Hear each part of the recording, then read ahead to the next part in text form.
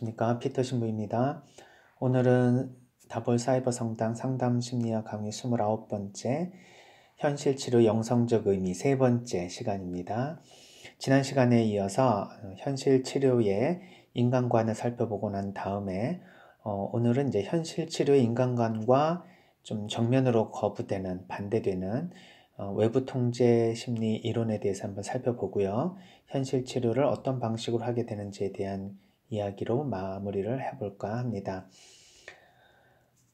현실 치료는 이제 인간이 기본적으로 자신의 삶을 선택할 수 있는 자유로운 존재라고 하는 인간관을 가지고 있는데, 외부 통제 심리 이론이라고 하는 이제 심리학의 어떤 특별한 무슨 이론이라기보다는 인간을 어떻게 바라보는지에 대한 관점이 인간은 조정할 수 있고 조절할 수 있고 통제할 수 있고 내가 원하는 방식대로 훈련시킬 수 있다라고 하는 행동주의 심리학의 어떤 그 이론적 체계를 전체적으로 외부를 통제할 수 있다라고 하는 심리 이론이다라고 해서 붙여진 명칭입니다.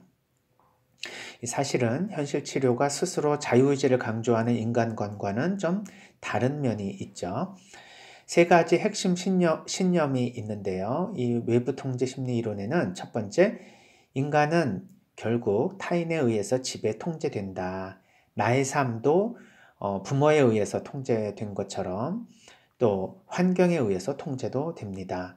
또 트라우마라고 하는 그런 우리가 원하지 않는 어떤 강한 그런 부정적 체험, 고통 이런 것으로부터 우리가 영향을 받게 되니까 인간은 스스로의 삶의 어떤 자유의지보다는 환경과 주변 타인 사인으로부터 통제를 받게 된다라고 하는 이제 강한 믿음이 존재하고 있죠. 두 번째로는 이제 내가 그렇게 영향을 받은 것처럼 나도 타인을 통제할 수 있다라는 생각을 합니다. 그러니까 내가 예를 들면 어떤 폭력으로 인해서 내가 심리적으로 고통을 받았다면 나도 누구에게 폭력을 행함으로써 그 사람을 지배하거나 통제할 수 있다는 생각도 자연스럽게 들겠죠. 세 번째로는 타인이 나에게 제시한 삶을 만족시키는 정도에 따라서 보상과 처벌이 이루어지는 것처럼 나도 타인을 그렇게 교육시킬 수 있다. 이건 이제 통제, 지배에 대한 방법론을 말하는 것인데요. 내가 어떻게 다른 사람을 조정할 수 있을까? 어떻게 통제할 수 있을까? 어떻게 교육시킬 수 있을까? 내가 그렇게 당한 것처럼 그대로 하면 되겠죠? 나는 예를 들면 보상이나 처벌을 통해서 내가 교육이 되었다면, 즉 잘하면 상을 받고 못하면 벌을 받는 것으로 내가 스스로의 삶에 누구로부터 영향을 받았다면 나도 타인을 그런 식으로 교육시키면 된다라는 생각을 하게 됩니다. 따라서 나는 지배되는 사람이다. 그런 것처럼 남도 지배할 수 있다. 그리고 그 방법은 보상과 처벌과 같은 방식이다. 이러한 그 세 가지의 이제 신념 체계는 행동주의적 심리치료의 인간관과 비슷하게 연결이 됩니다. 그래서 예를 들면은 이제 잘하면 상을 주고 못하면 벌을 줌으로써 교육시킨다. 근데 어느 방향으로 교육시키느냐? 성공하는 방식으로, 게임에 지지하는 방식으로, 루저가 되지 않고 위너가 되는 방식으로 교육해야 된다. 예, 누가 생각이 납니까? 예, 도널드 트럼프의 인생관이 생각이 나죠. 그래서 항상 경쟁을 즐기고 남을 이기면서 자신의 자아상이 강화되고 결국 싸워서 이기면서 스스로의 정체성을 확인해 나가는 그러면서 성공을 계속해서 추구하는 그런 인간관. 그래서 나도 이렇게 아버지로부터 이런 교육을 받아서 내가 스스로 이런 위치에 올랐다면 다른 사람들도 그런 식으로 할 수 있다 생각을 하게 되는 거죠. 그래서 이제 트럼프 대통령은 미국이 다른 나라를 잘하면 상 주고 못하면 벌 주는 것과 같은 방식으로 계속해서 이제 외교 관계도 어떤 상호 협력과 교류보다는 어떤 승자와 패자와의 어떤 그러한 이 갈등 관계 안에서 이익이 되는 방식으로, 이기는 방식으로 정치와 외교 관계를 풀어나가는 그런 방식은 자신의 인생관이 세계관에 영향을 미치고 정치관에도 영향을 미치는 것이라 이렇게 또 볼 수가 있겠죠. 그러나 이제 이러한 행동주의적 세계관을 이 윌리엄 글라스는 전적으로 부정합니다. 이것은 자신의 자유를 파괴당함으로써 얻어진 그 노예 근성이라고 보는 거죠. 그래서 이렇게 남으로부터 영향을 받은 사람들은 또 남의 자유를 파괴시킴으로써 자신의 어떤 그 심리적인 문제들을 보상받으려고 한다. 그래서 이제 폭력이 폭력을 낳는 것처럼요. 다른 사람으로부터 조정을 받은 사람은 또 다른 사람을 조정함으로써 이러한 그 자신의 그 심리적인 문제를 해결하려고 하는 거죠. 이제 이러한 잘못된 연쇄 고리를 끊어야 하겠죠. 마치 간디는 폭력은 폭력을 낳는 사슬을 만들어내니 그것을 끊는 것은 비폭력밖에 없다. 그래서 나는 폭력을 받았지만 나는 다른 사람에게 폭력을 휘두르지 않음으로써 폭력의 사슬을 끊겠다. 그러면 우리도 지금까지 누구로부터 영향을 너무 강하게 받고 조정당하고 훈련을 받았다면 나는 다른 사람에게 이제 자유의지를 주고 내가 스스로 그 사람의 자유를 뺏고 통제하고 조정하지 않음으로써 새로운 인간관계를 형성해 나가겠다는 마음을 갖는 것이 무엇보다도 중요할 것입니다.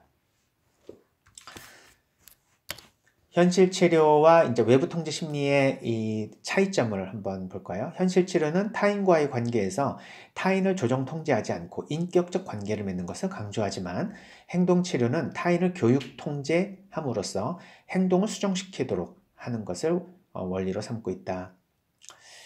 우리가 사람을 교육시킨다 할 때 그 교육은 어떤 방식이어야 됩니까? 주입식 교육이라면 무조건적으로 이제 가르치는 거죠. 뭐 상대방이 받아들일 수 있는 능력이 있는지 없는지 또는 의문을 가지고 있는지 상관없이 무조건 외워 또는 무조건 받아들여 라고 교육을 시킨다. 폭력적인 방식이라고 볼 수 있겠죠. 주입식 교육이라는 것은. 그래서 이러한 그 상대방의 어떤 상태와 상관없이 가르치는 교육자가 어떻게 움직이느냐에 따라서 상대방을 조정할 수 있다, 훈련시킬 수 있다, 만들어낼 수 있다 하는 것이 이제 행동치료 이론이죠.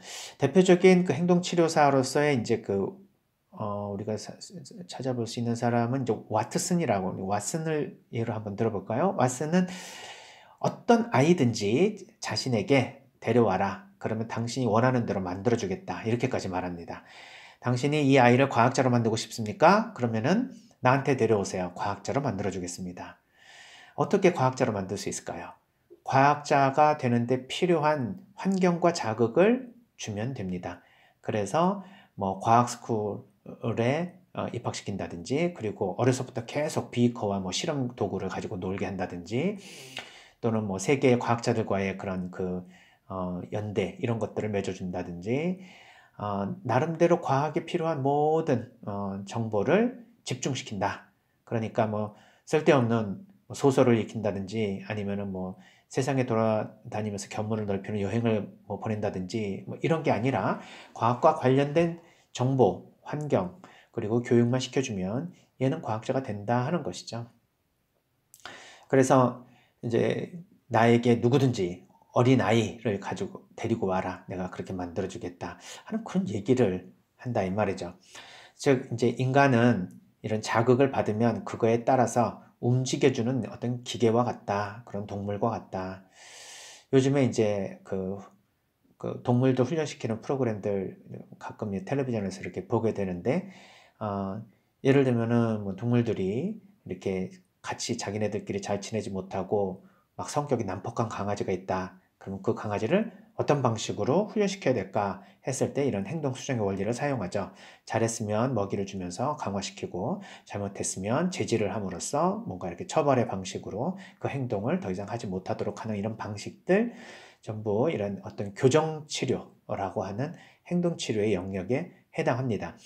물론 인간에게 있어서도 때로는 이런 방식의 원리를 사용해서 교육을 시킬 수도 있겠지만 이 방식으로 인간에게 무엇을 하지 못하도록은 할 수 있겠지만 무엇을 하도록 할 수 있겠는가 하는 겁니다. 물론 행동치료는 그렇게 말하죠. 강화시키면 된다. 즉 보상해주면 된다. 칭찬해주면 된다. 상을 주면 된다. 그렇지만 우리가 과연 상과 보상을 받는다고 해서 우리가 하고 싶지 않은 행동을 하게 되는가?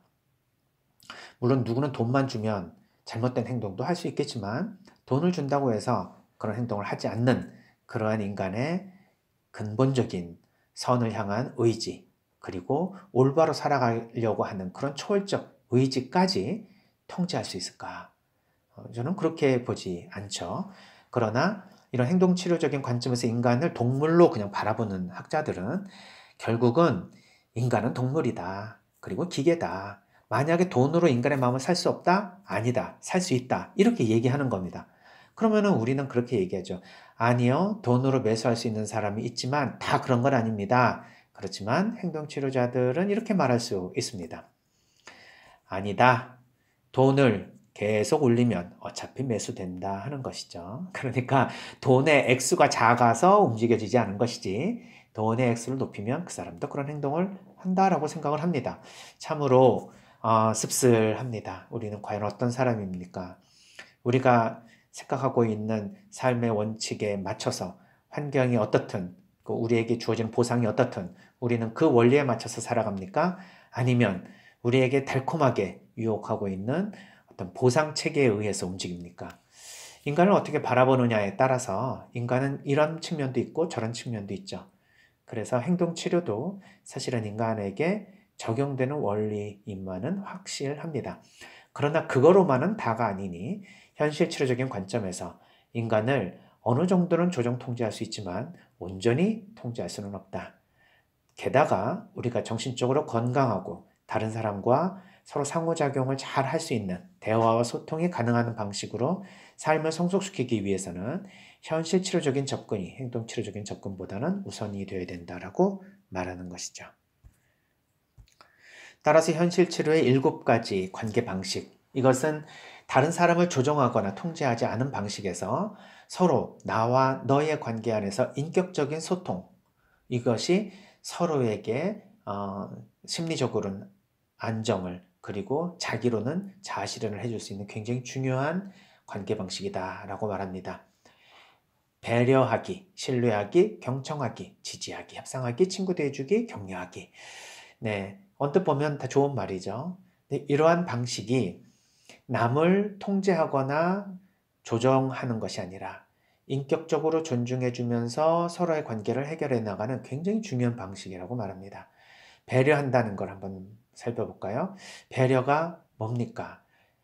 배려가 없는 사람은 스스로 배려하지 못한다는 사실 잘 깨닫기 어렵습니다.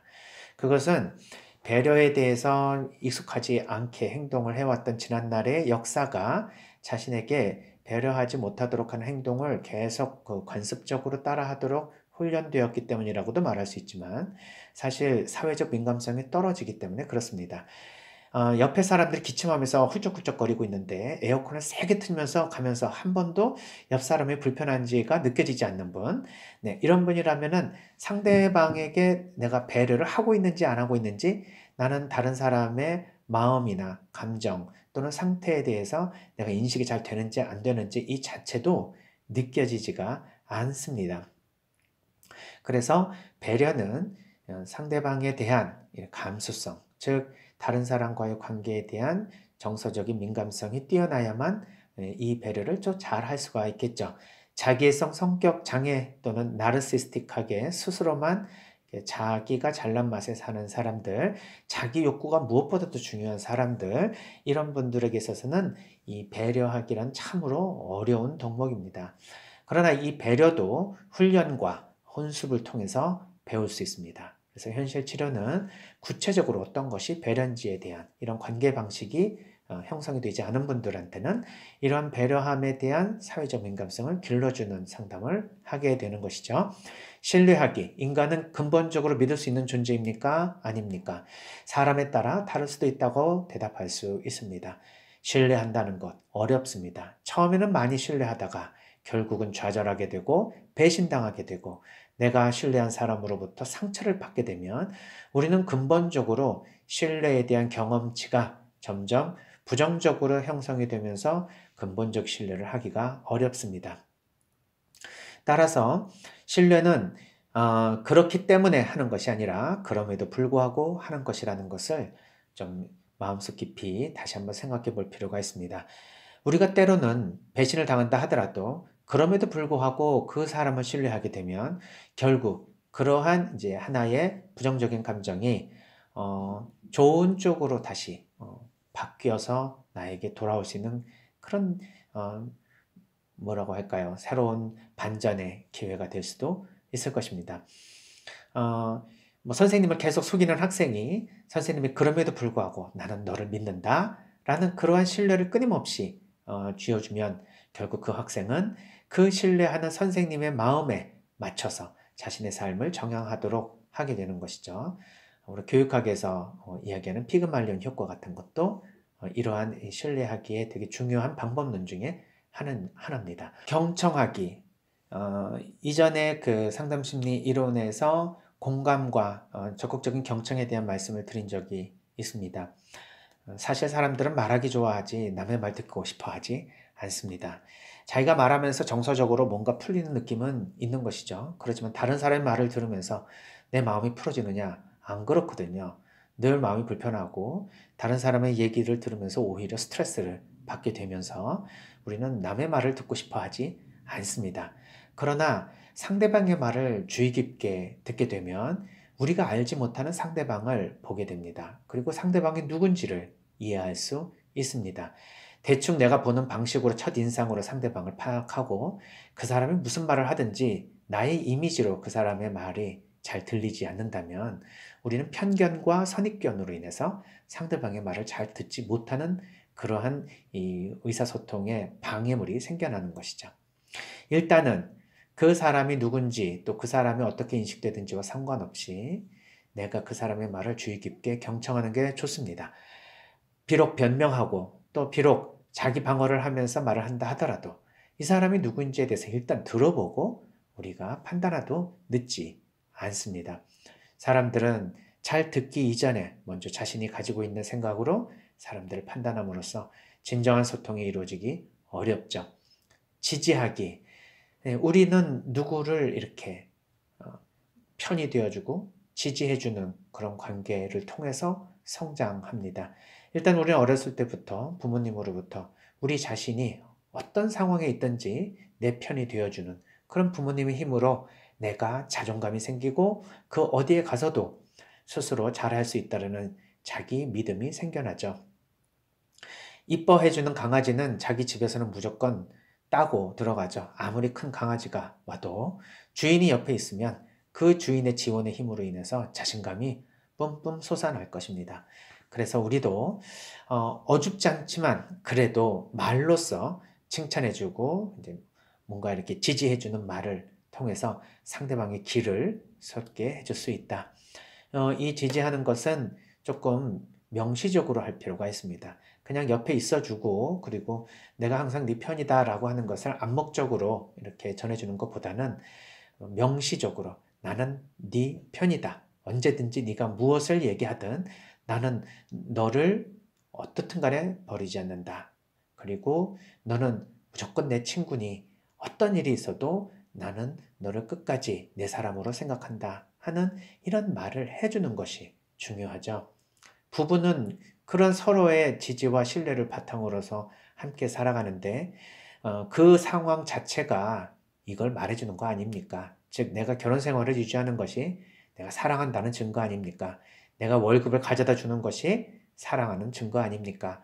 이렇게 이야기들을 하지만 네, 효과가 많이 떨어집니다. 구체적으로 나는 당신을 끝까지 사랑한다.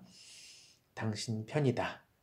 그리고 어떤 일이 있어도 나는 당신을 사랑하고 함께하는 마음을 결코 포기하지 않겠다. 이러한 명시적인 이야기를 해주는 것이 중요하겠죠. 협상하기는 아이먹기, 유혹기를 위한 굉장히 중요한 방식이죠. 서로의 욕구가 충돌하면서 우리는 어떻게 해야 협상을 통해서 서로가 한 사람도 낙오되는 것이 없이 서로 좋은 방식으로 끌어갈 수 있는지를 알아가게 됩니다. 이 협상을 위한 기술들이 굉장히 많이 발달해 있습니다. 그 모든 기술들을 통틀어서 보면 상대방을 일단 존중해주고 신뢰하며 경청해주는 것이 중요합니다. 그래서 협상은 일단 상대방을 존중하는 것에서부터 시작을 하게 되죠. 친구 되어주기, 역시 무조건 편 되어주기. 그래서 우리는 소속감과 친밀감이 필요한 존재이기에 무엇보다도 내가 함께 할 수 있는 우리의 공동체, 그리고 그 공동체와 친밀한 관계를 가지고 있다라고 하는 친밀감이 굉장히 중요합니다. 그래서 이 친구 되어주는 방식, 이것도 때로는 우리의 심리적인 문제에 있어서 굉장히 중요한 하나의 치료적인 도구가 됩니다. 격려하기도 지지하기와 마찬가지로 같이 볼 수 있겠죠. 그래서 현실 치료에는 이런 7가지 관계 방식을 훈련하도록 가르칩니다. 그러나 외부 통제 심리에서는 7가지 통제 방식이 존재하죠. 즉 상대방을 내 방식대로 통제하고 조종하려고 하는 방식. 일단 비난하기. 비난해서 상대방에게 일단 자존심을 한번 꺾고 그래서 내 말대로 따를 수 있도록 통제할 수 있겠죠. 비판하기도 마찬가지의 역동이고요. 불평하기, 잔소리하기, 협박하기, 벌주기 또는 상주기도 통제 방식의 하나입니다. 이때의 상은 이제 보상이라고 하는 거니까 아까도 말씀드린 뭔가 돈으로 보상해주면 사람을 통제할 수도 있다 이렇게 볼 수 있고요. 벌주기는 원하지 않는 것을 줌으로써 결국 어떤 방식으로 내가 사람을 통제할 수 있다 이렇게 볼 수 있죠. 이 다른 사람을 통제함으로써 자신의 욕구를 성취하는 사람을 누구라고 합니까? 물론 이런 사람들 성격 장애인, 특히 사이코패스, 소시오패스라고 이야기합니다.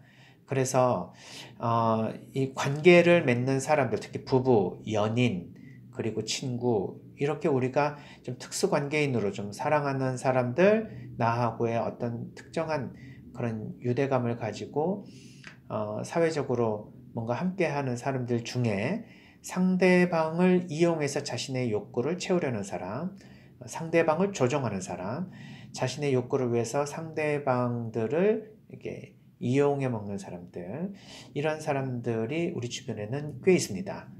통계적으로 보더라도 10%가 조금 넘는다고 하죠. 근데 이렇게 통제하려고 하면 어때야 됩니까? 일단 머리가 좋아야 되죠. 그래서 소시오패스나 사이코패스도 머리가 좋아야 할 수 있는 겁니다. 근데 이때의 좋은 머리를 안 좋은 데다 쓰고 있는 거죠. 다른 사람들을 통제하고 내 말을 잘 듣거나 내가 원하는 방식대로 때로는 공격을 하더라도 내 손으로 공격하지 않고 남을 통해서 공격하면서 자신은 이제 그러한 그 공격을 함으로써 얻어지는 피해를 피해 나가는 이런 모습들을 통해서 사회적으로는 성공할 수 있죠. 그래서 세계적인 그 기업의 유명한 CEO들 중에서는 한 11%에서 13% 정도가 이 소시오패스의 기능을 가지고 있다라고 이야기하는 그 책도 제가 본 적이 있습니다. 그만큼 또 이 사람을 조종하고 통제하는 것이 이제 부정적으로만 사용될 수도 있겠지만 또 이렇게 자기가 승진하고 올라가기 위해서 남을 짓밟는 방식으로 사용할 수도 있겠지만 서로 소통하면서 서로 협동을 해서 함께 팀으로서 함께 성장할 수 있는 방식으로 작용을 하게 되면 순기능을 가질 수가 있겠죠. 그래서 좋은 머리를 윈윈으로 우리가 사용할 수 있으면 참 좋겠다. 그래서 그걸 잘 사용하면은 이렇게 긍정적인 CEO의 이런 지위에 올라갈 수도 있지만 그런 분들이 다른 사람을 짓밟고 올라갔느냐 아니면 함께 성장하면서 올라갔느냐의 차이가 있을 수 있을 것입니다. 연애 관계에 있어서나 부부 관계에 있어서도 상대방을 내 방식대로 통제하려고 하는 부분들은 결국 내 문제이고요. 상대방은 절대 통제되지 않죠. 그러나 통제를 하는 이런 소시오패스들은 통제되지 않는 사람이라 하더라도 그걸 통제하도록 만드는 기술이 있으니 이런 분들의 손아귀에 일단 잡히게 되면 빠져나가기가 참으로 어렵다고 말들을 합니다. 그래서 누가 나를 자꾸 조종하고 통제하려고 한다 하면 내가 그 사람에게 그래도 좀 더 배려해주고 사랑해주고 그 사람에게 맞춰줘야지 내가 사랑이 부족해서 그 사람 마음에 안 드는 거야 라는 생각을 하기보다는 내 자유의지를 존중받고 있으면서 내가 그 사람에게 온전하게 내 마음으로 그 사람에게 뭔가 원하는 것을 해주는지 아니면 내가 그렇게 안 해주면 이 사람으로부터 당할 피해 또는 어떤 보상을 받지 못하기 때문에 내가 할 수 없이 움직이는지 이것을 좀 잘 구별을 해서 내가 조정당하지 않고 통제당하지 않도록 내 마음을 굳건하게 하는 것이 중요할 거라고 생각이 듭니다. 현실치료적인 상담은 이제 어떤 상담일까? 전통적인 정신분석과 정신의학적 진단명을 일단 사용하지 않습니다. 그러니까 너는 강박증이야, 너는 우울증이야, 너는 정신분열증이야. 이렇게 사람들이 농담으로라도 많이 얘기를 하죠. 그런데 일단 우울증이다라고 한다면 이거는 이런 꼬리표를 달면서 모든 자신의 행동을 다 우울증에 대한 결과로 해석을 하면서 편견을 가지게 될 수 있습니다. 그래서 현실 치료에서는 절대 우울증, 편집증, 강박증 이런 얘기를 안 씁니다. 이것은 꼭 현실 치료만이 아니라 우리가 일상을 살아가면서도 사람들을 판단할 때 이런 말을 쓰지 않는 게 중요하죠. 그래서 상담에서도 당신은 좀 주요 우울증입니다라고 말하지 않고요. 우울한 우울한 감정에 있습니다. 또는 우울증이라고 말할 수 있는 여러 가지 심리 상태를 경험하고 있습니다.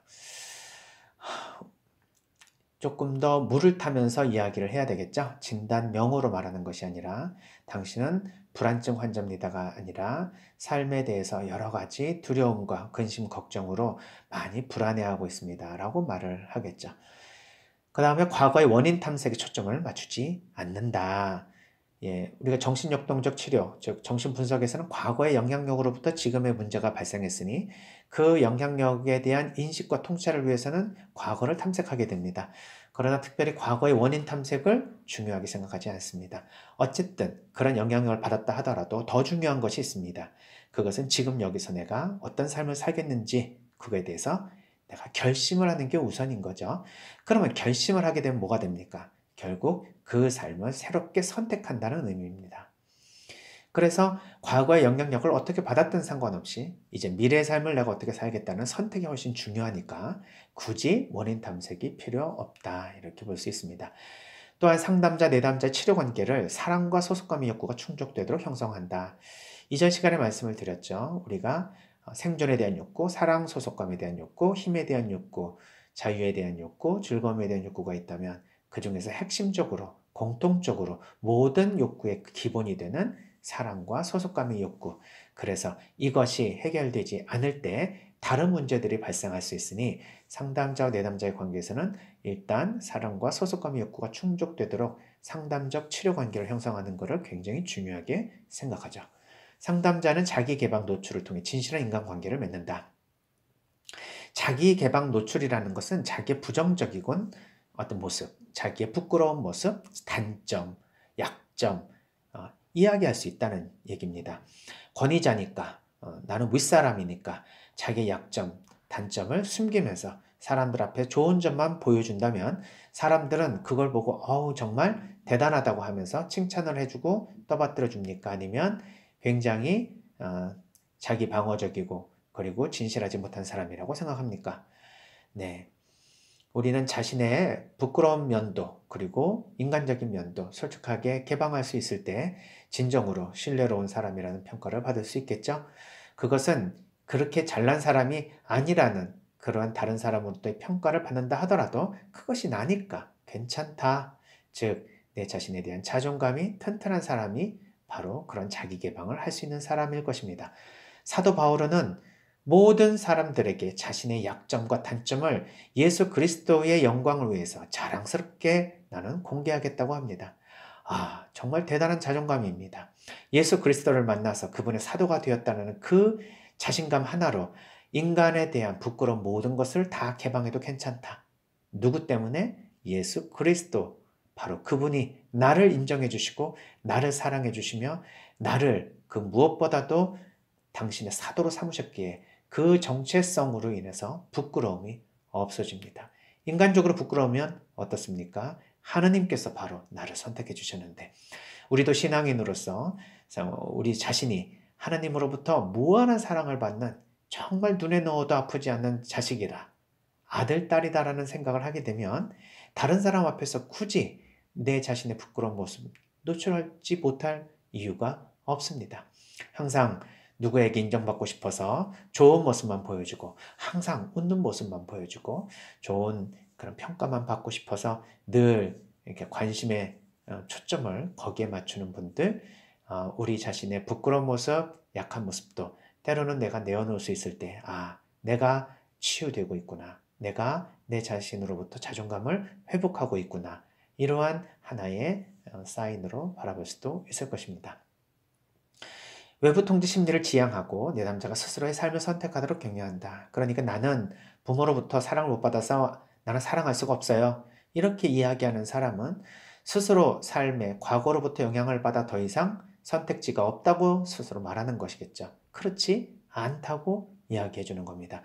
아무리 과거에 어떤 일이 있다 하더라도 지금서부터는 내 스스로의 삶을 새롭게 선택할 수 있는 자유로운 존재라는 것, 이것을 확인하도록 해주는 것이 중요한 상담의 목표가 됩니다. 또한 상담자는 내담자가 무엇을 원하는지를 깨닫고 선택하도록 돕는 전문가이기에 정확하게 단기 상담으로 끝낼 수 있어야 합니다. 내담자가 통제할 수 없는 내용은 따라서 관심을 두지 않습니다. 과거에 어떤 일이 있었는지에 대한 영향력은 이해하는 데 도움이 되지만 내 자신의 삶을 선택하는 데 있어서는 별 의미가 없습니다. 그럼에도 불구하고 나는 이러한 삶을 선택할 수 있다는 것이죠. 또한 타인의 행동에 대해서 별로 관심이 없습니다. 시어머니와의 관계가 별로 안 좋은 며느리가 어머니가 좀 이렇게 바뀌어줬으면 참 좋겠다라고 상담에 와서 이야기한다 하더라도 시어머니가 행동의 변화가 어떻게 이루어질지 예측할 수 있는 것도 아니고 또 시어머니를 조정할 필요도 없죠. 중요한 것은 내가 그 어머니의 관계에서 어떤 삶의 방식을 내가 취할 것인지를 선택하는 것만이 중요합니다. 따라서 타인이 어떻게 행동하든 또 과거가 어떤 일이 있었든 중요하지 않습니다. 지금 내가 어떤 삶을 원하는지가 훨씬 더 중요하다는 것이죠.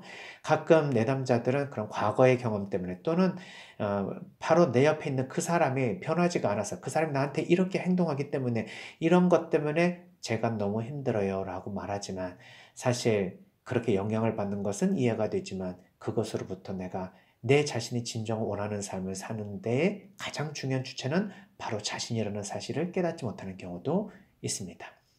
내 스스로의 문제이기에 내가 인생을 어렵게 살도록 스스로 선택하는 것이지 삶이 어려운 것이 아니라는 이러한 말을 아들러가 했던 말이죠. 그래서 이런 말을 좀 명심해 볼 필요가 있습니다. 좀 때로는 이런 말이 좀 폭력적으로 들릴 수도 있겠죠.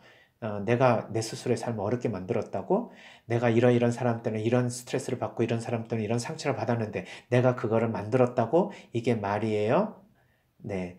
물론 그 영향력을 받았지만 그 영향력을 받았음에도 불구하고 내 자신의 삶에 또 다른 길을 열어낼 수 있는 힘이 나에게 있다는 것을 먼저 발견하는 것이 중요하다는 내용입니다. 그래서 지금 여기서 내가 할 수 있는 것이 무엇인지에 대한 행동에 초점을 맞추게 됩니다. 따라서 치료적인 목표는 타인에게 해도가 되지 않은 상태에서 자신의 삶을 선택하도록 I'm okay를 위해서는 you are not okay를 하지 않겠다. 또 I'm okay를 하기 위해서 you are okay를 통해서도 내가 I'm okay를 하겠다. 이러한 방식으로 우리의 삶을 스스로 선택한다. 그리고 목표를 하는 삶을 이루기 위한 생각과 행동을 일단 선택하고요. 그 생각과 행동을 선택하게 되면 자연적으로 우리가 직접 선택할 수 없는 감정과 신체적인 변화도 자연스럽게 유도된다는 것입니다. 즉, 우울한 사람들은 우울한 증상을 직접적으로 선택해서 치료할 수는 없습니다. 즉, 내가 되게 강박적으로 생각이 들어서 너무 힘듭니다. 그러면 이것을 이렇게 뭔가 강박적으로 생각하지 않을 수 있습니까? 했을 때 그게 안 되니까 상담실에 오지 않습니까? 또 그것으로 인해 신체적으로 소화가 안 되고 굉장히 잠이 안 옵니다. 이거에 대해서 직접적으로 우리가 선택할 수는 없습니다. 잠이 오지 않은 사람에게 잠이 잘 오도록 선택할 수 없는 거와 마찬가지죠. 그렇지만 그것들은 즉 나의 감정과 신체적인 반응들은 우리의 생각 그리고 행동에 영향을 1차적으로 받게 된다. 그런데 문제는 이 생각과 행동은 우리가 선택할 수 있습니다. 생각이 올라올 때 대한 생각으로 바꿔주고 행동을 다른 방식으로 습관을 들일 수가 있습니다. 즉 계속해서 운동을 하는 습관을 기르게 되면 부정적으로 흐르는 감정에 대한 변화를 체험하게 됩니다. 그러니까 이러한 생각과 행동의 변화를 통해서 감정과 또 신체적인 증상도 개선할 수 있으니 결국은 이 현실 치료적인 상담은 심리 내적인 문제뿐만 아니라 이런 신체적인 질병 증상에도 영향을 줄 수 있다 하는 것이죠. 여기까지 현실 치료의 어떤 상담적인 접근, 그리고 인간관 이런 것들을 알아봤습니다. 다음에는 이 현실치료적인 이론이 그리스도교인으로서 우리의 영성적인 삶에 어떤 의미를 가져다 주는가 여기에 대해서 간략하게 살펴보고 마무리를 짓도록 하겠습니다. 감사합니다.